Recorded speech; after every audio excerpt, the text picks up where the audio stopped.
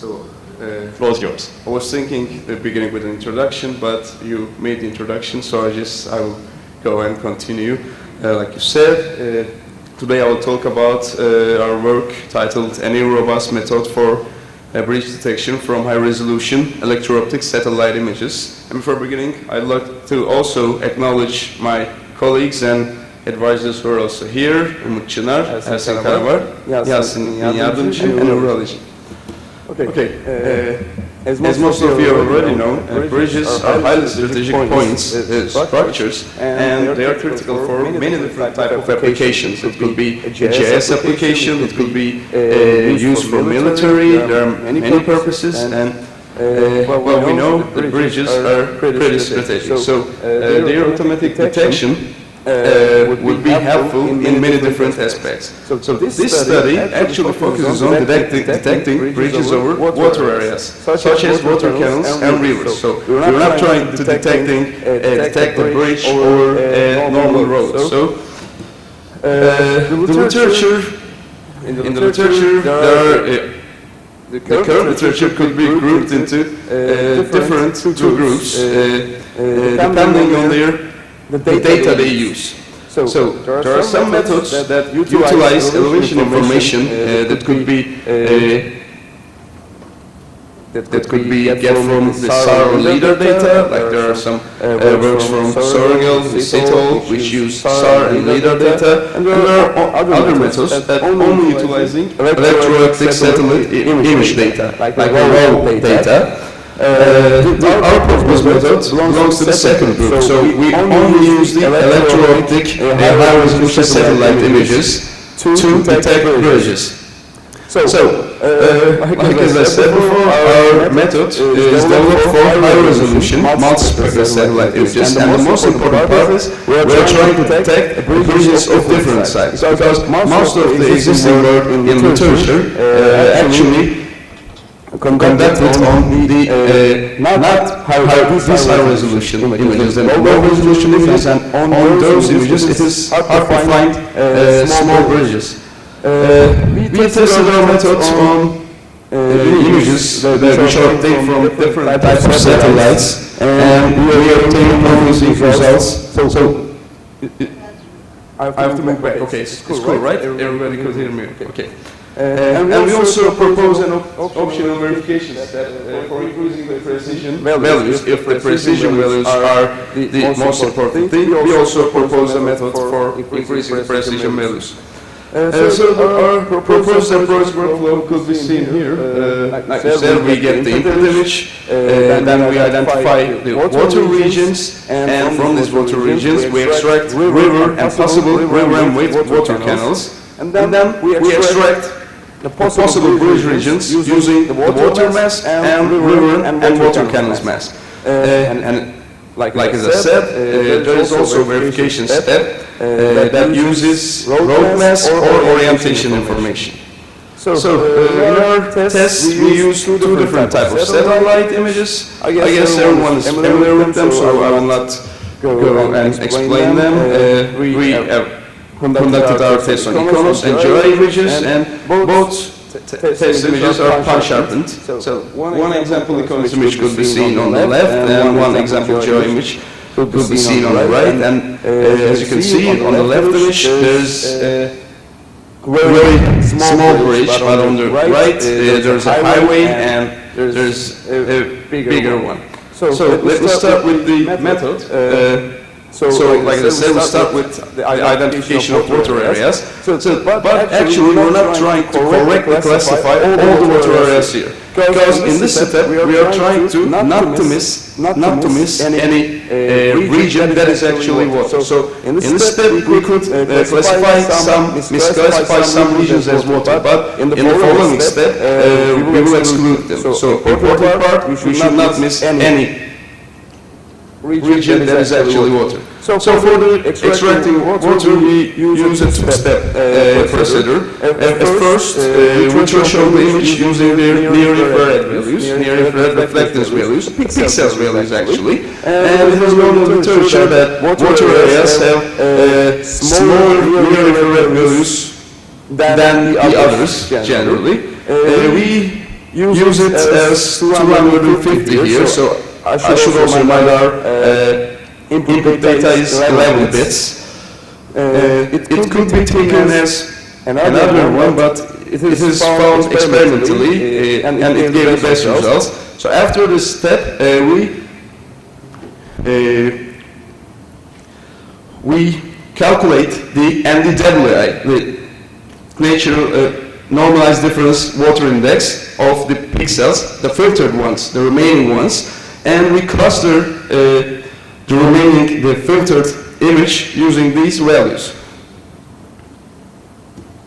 The simple results of the input images could be seen here. As you can see, there are some misclassified regions. There are probably shadows or some sort of soil, heavy wet soil, but they look very pretty good. In the second part, we'll try to extract the river and water canals from the water mass that we've just found. There are some things that we know about river and water canals. They are long, thin, and most important, continuous structures. So we define some geometric constraints that need to be satisfied for a connected component to be a part of a river or water canal.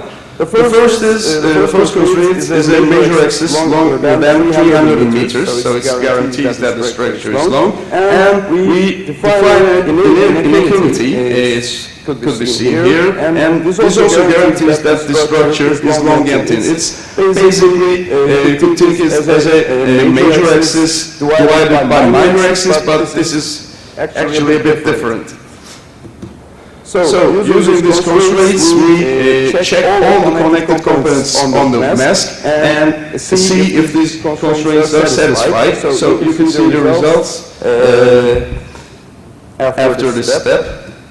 So after detecting the canals and water, it's pretty easy to detect bridges. So we know regions, fluid regions like river and water canals are continuous, and if they're cut by something, then it could be a bridge. So we know also bridges divide river and water canals into two components by passing over them. So using this information, we analyze the water mass and the river and water canal mass together to detect possible position of bridges. So we start by finding the external points of the connecting components inside the river and canal mass.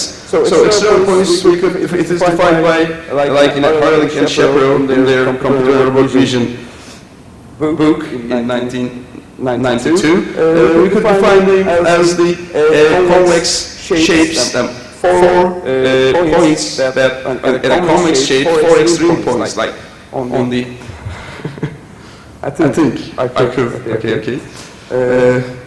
So we find for every connected component their external points, and you can see the river canal mass that we found over there, and their external points are found as like the second one on the top. And after we find the external points, we define a circular search region. With the external point being the center. So inside this circular region, we check if there is another component from the water mass. Using the Kenny edge detector, we also find the edges of the water mass, and the external point is connected to the closest edge point inside the search parameter. So you can see in the third picture that the external points are connected to the closest connected components, and then after that we fill these lines, the between of these lines, to get the bridge mask. Okay, let's talk about it. Also, like I said, the proposal verification step, this is optional because it provides high precision values, but it also causes recall. So if